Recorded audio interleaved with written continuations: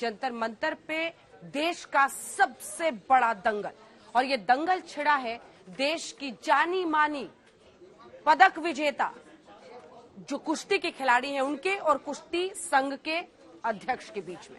उनका कहना है कि बृजभूषण शरण सिंह जो कि कुश्ती संघ के प्रमुख हैं, उन पर उन्होंने यौन शोषण तक के गंभीर आरोप लगाए हैं। क्या है इन बेटियों की आवाज, सुनिए।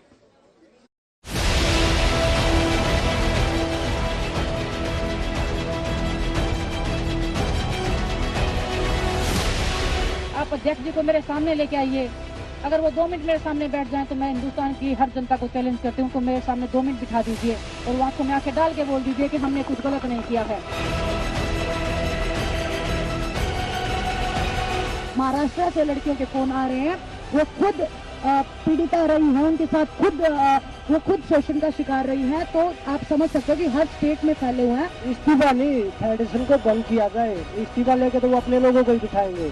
जो स्टेट की जो संघ है, कुश्ती संघ जो स्टेटों के हैं, उनमें भी सभी उन्हीं के लोग बैठे हैं जो उन्हीं के इशारे पे काम करते हैं।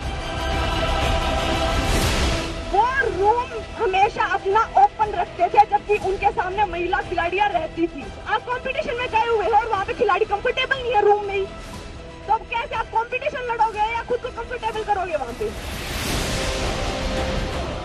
देश की राजधानी दिल्ली में जंतर मंतर पर देश के कई चैंपियन पहलवान धरने पर बैठते हैं। बजरंग पूनिया, साक्षी मलिक, विनेश फोगाट जैसे दिग्गजों के एक साथ धरने पर बैठने से देश हिल जाता है। हर कोई जानना चाहता है कि आखिर ये हो क्या रहा है, क्यों देश के पहलवानों को आज धरने पर बैठना पड़ रहा है। तो सुनिए, इन खिलाड़ियों ने भारतीय कुश्ती संघ के अध्यक्ष बृजभूषण शरण सिंह और कई कोच के खिलाफ बेहद संगीन आरोप लगाए हैं। आइए आपको दिखाते हैं देश के चैंपियनों के सनसनीखेज आरोप। जब शोषण होता है तो एक कमरे के अंदर होता है, वहाँ पे कैमरे नहीं लगाए जाते।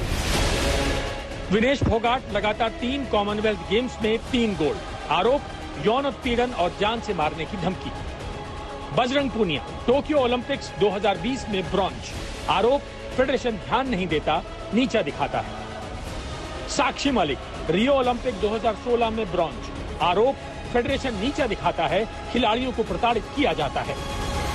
इस्तीफा तो हम उनका लेके ही रहेंगे। अगर हमें और ज्यादा उकसाया गया तो हम उनको जेल में भी डलवाएंगे। जंतर मंतर पर पहला दिन बीतता है और दूसरे दिन ये धरना और तगड़ा हो जाता है क्योंकि 200 से ज्यादा खिलाड़ी इस धरने में शामिल हो जाते हैं। महिला पहलवानों के संगीन आरोपों के बाद खेल मंत्रालय भी तुरंत एक्टिव हो जाता है।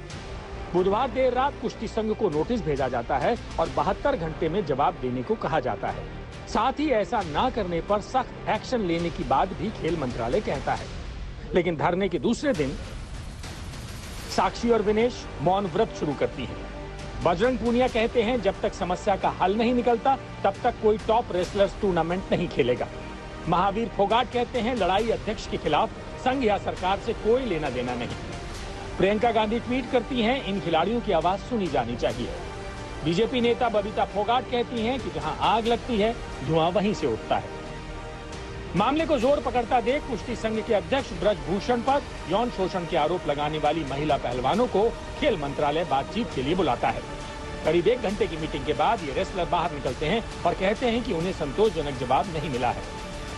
मैं बड़े शर्म के साथ मैं बोलना चाहूंगी कि हिंदुस्तान जैसे देश में अगर हम जैसी लड़कियों के साथ ऐसे होगा तो हिंदुस्तान में मैं सोच रही हूँ कि हिंदुस्तान में कोई भी नॉर्मल महिला किसी भी जगह पे सुरक्षित नहीं है। मैं ये एक विश्वास के साथ कल को बोल पाऊंगी कि इस देश में एक बेटी पैदा नहीं होनी चाहिए। जो बोल रहे थे कि कोई सामने आ जाए तो मैं फांसी पे लटक जाऊंगा, जो अध्यक्ष जी ने हमारे ने एक बयान दिया था, पहले तो 1-2 लड़कियां थी, अब हमारे साथ 5 से 6 लड़कियां हैं, विद प्रूफ हैं। अभी मीटिंग में सिर्फ आश्वासन ही दिया गया है, ऐसा कोई ठोस हमें नहीं बताया गया कि हाँ हम कोई ठोस कदम लेंगे या कोई एक्शन लेंगे, बस आश्वासन दिया गया है। लेकिन उस आश्वासन से हम खुश नहीं हैं। विनेश फोगाट तो अपनी बात रखते हुए फपक फपक कर रोने लगती है। अब आपको दिखाते हैं कि धरने पर बैठे इन पहलवानों ने सरकार से क्या क्या कहा है और क्या क्या मांगे रखी हैं। कुश्ती संघ को बर्खास्त किया जाए, ब्रजभूषण शरण सिंह को अध्यक्ष पद से हटाया जाए और जेल भेजा जाए। कार्रवाई तक किसी इवेंट में कोई एथलीट हिस्सा नहीं लेगा। खेल की जरूरतों को ध्यान रखें, समस्या होने पर निदान करें, गलत व्यवहार न किया जाए, दोषियों पर कार्रवाई होने तक धरने से नहीं हटेंगे। मैं निश्चित तौर पर अपना कार्यक्रम बाकी छोड़ के वापस दिल्ली जा रहा हूं। मैं उनसे मिलूंगा भी और बातचीत भी करेंगे, सुनेंगे भी। और मैं यही कह सकता हूं, खिलाड़ियों के हितों के लिए और खेल के हित के लिए पहले भी सरकार ने लगातार कदम उठाए हैं, अब भी सरकार ने कहीं कोई संकोच नहीं किया। तुरंत कार्रवाई करते हुए हमने नोटिस भी दिया था, जवाब भी मांगा 72 घंटे में, कैंप को भी पोस्टपोन कर दिया है और भी आगे जो कदम उठाने पड़ेंगे वो भी उठाएंगे। अब इस तमाम हंगामे और खिलाड़ियों के गंभीर आरोपों के बीच कुश्ती महासंघ ने 22 जनवरी को आपात बैठक बुलाई है। सूत्रों की माने तो कुश्ती संघ के अध्यक्ष ब्रजभूषण शरण सिंह उस बैठक के बाद इस्तीफा दे सकते हैं। आज तक ब्यूरो।